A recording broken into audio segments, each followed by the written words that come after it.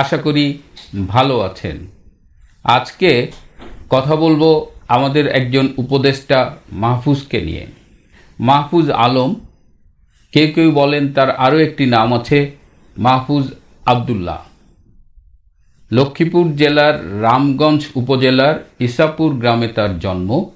এই রামগঞ্জ উপজেলায় আমি অনেকবার গিয়েছি, বিশেষ করে যখন আমি আর্সেনিক নিয়ে কাজ করতাম 98-99-এর দিকে। এটি একটি আর্সেনিক উপদ্রুত এলাকা ছিল। পরবর্তীতে এই মাহফুজ চাঁদপুরের একটি মাদ্রাসা থেকে এসএসসি সমমানের দাখিল এবং আরেকটি মাদ্রাসা থেকে এইচএসসি সমমানের আলিম পাশ করে 2015-16 শিক্ষা বছরে ঢাকা বিশ্ববিদ্যালয়ে আইন বিভাগে ভর্তি হয়েছিলেন। তিনি কবে পাশ করেছেন বা কখনো আইন নিয়ে প্র্যাকটিস করেছেন কিনা এই তথ্যটি আমার কাছে নেই। এই মাহফুজ খুব বেশি আলোচনায় আসেন গত 28শে আগস্ট, যখন আমাদের প্রধান উপদেষ্টা ডক্টর মোহাম্মদ ইউনূস তাকে তার বিশেষ সহকারী হিসেবে নিয়োগ দেন। তার আগে মাহফুজকে আমরা চিনি বৈষম্য বিরোধী আন্দোলনের সমন্বয়কদের ভেতরে লিয়াজো করবার জন্য। তাকে বলা হতো সমন্বয়কদের সমন্বয়ক।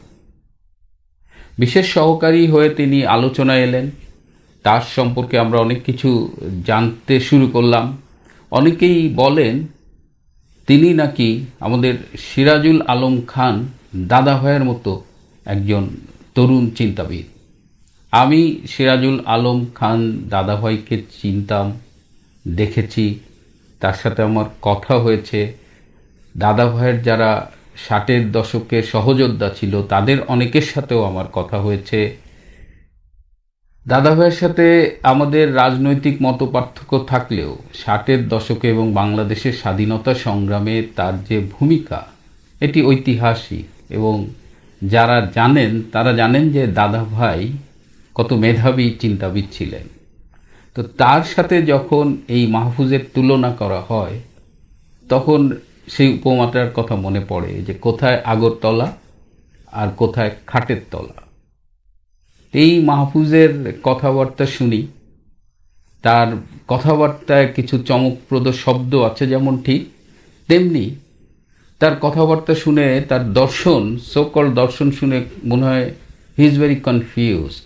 একদিকে মাদ্রাসা শিক্ষা, তার বিশ্বাস, আবার আইনে পড়াশোনা, সব মিলিয়ে তার চিন্তায় একটা জট লেগেছে। এবং আমার কাছে কখনোই তাকে গভীর চিন্তাবিদ, নতুন পথের দিশারি মনে হয়নি। তো এই ছেলেটাকে ডক্টর ইউনূস 28শে সেপ্টেম্বর নিউ ইয়র্কে বিল ক্লিন্টনের উপস্থিতিতে একটি মঞ্চে বিশ্ববাসীর কাছে পরিচয় করিয়ে দিয়েছিলেন মাস্টার মাইন্ড হিসেবে। কিসের মাস্টার মাইন্ড? এই যে জুলাই আগস্টে যে মেটিকুলাসলি ডিজাইন ষড়যন্ত্রটা হলো, সেটার মাস্টার মাইন্ড নাকি এই মাহফুজ আলম। যদিও আমাদের কাছে যে তথ্য প্রমাণ আছে তাতে আমরা জেনেছি যে জুলাই আগস্টের এই ষড়যন্ত্রের পেছনে আন্তর্জাতিক সহায়তা ছিল, যেমন বাইডেন প্রশাসন, আইএসআই, আর বাংলাদেশ থেকে এই সব কিছু লিয়াজো করেছে। এবং বাংলাদেশ অংশের মাস্টারমাইন্ড ছিলেন আসলে ডক্টর ইউনূস নিজে। তিনি বিশ্ববাসীর কাছে মাহফুজকে মাস্টারমাইন্ড বলে পরিচয় করিয়ে দিয়েছেন, যেটা সত্যি ছিল না। মাস্টারমাইন্ড তিনি নিজেই ছিলেন। এবং তিনি আমাদের সামনে একেবারে ইনোসেন্ট একটা মানুষ হয়ে আসেন, বলেন আমাকে ছাত্ররা এখানে এনে বসিয়েছে, which is not true. He was all through part of this whole conspiracy.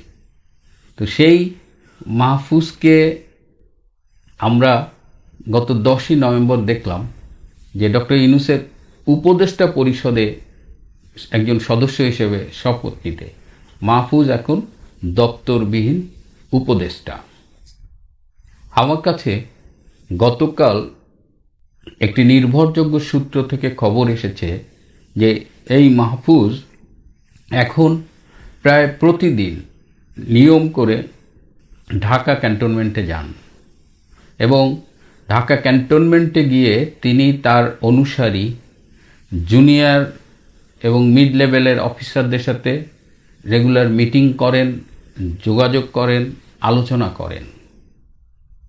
এর কারণ হলো তিনি আর্মিতে, আমি আগেই বলেছি যে আর্মিতে জামায়াতে ইসলাম এবং হিজবুত তাহরির কিছু অনুসারী অফিসার রয়েছে এবং তাদের মধ্যে একটা লিয়াজও মেনটেন করে, তাদের সাথে যোগাযোগ মেনটেন করে এই মাহফুজ তাদের রেডি করছেন যে যে কোনো মুহূর্তে, যে কোনো প্রয়োজনে আর্মির এই অংশটাকে যেন ব্যবহার করা যায়।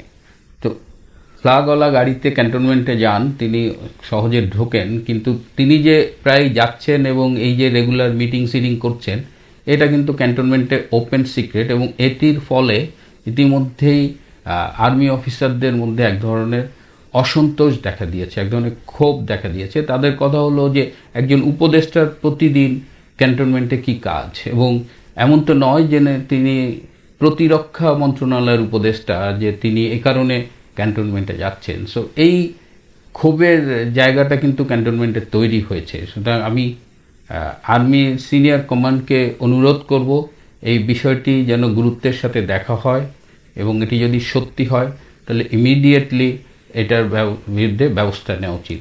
আমাকে আরেকটি সূত্র আজকে সকালে জানিয়েছে যে মাহফুজ এখন এই ক্যান্টনমেন্ট রিলেটেড বিভিন্ন ব্যবসার ঠিকাদারিতে ইনভলভ হচ্ছেন। জলসিঁড়ি আবাসন প্রকল্প আপনারা জানেন, সেখানে মাহফুজেরই মনোনীত একজন ঠিকাদার বালু সরবরাহের কাজ করছেন। এমনি করে সারা দেশব্যাপী বিভিন্ন ঠিকাদারিতে মাহফুজের মনোনীত ঠিকাদাররা অংশগ্রহণ করছেন এবং এর মধ্য দিয়ে সারা দেশব্যাপী মাহফুজ বেশ টাকা পয়সা কামানো শুরু করেছেন।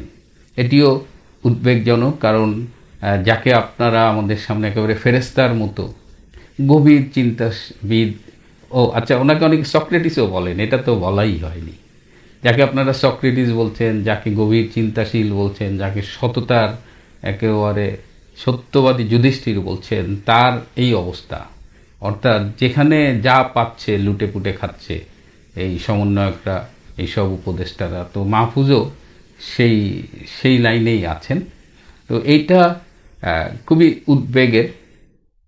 সেনাবাহিনীকে নিয়ে যখন এই কথাটা উঠেছে এবং সেনাবাহিনীর ভেতরে যখন এই অসন্তোষ, বিভিন্ন গ্রুপিং, উপদলাদলি, রাজনৈতিক ইন্টারফারেন্স চলছে, সেখানে একজন উপদেষ্টার নাম এভাবে জড়িয়ে যাওয়াটা খুবই চিন্তার বিষয়। আশা করব এই ব্যাপারে অচিরেই ব্যবস্থা নেওয়া হবে এবং তার ক্যান্টনমেন্টে বিনা প্রয়োজনে বারবার যাওয়া এবং রাজনৈতিক তৎপরতা অবশ্যই বন্ধ করা হবে।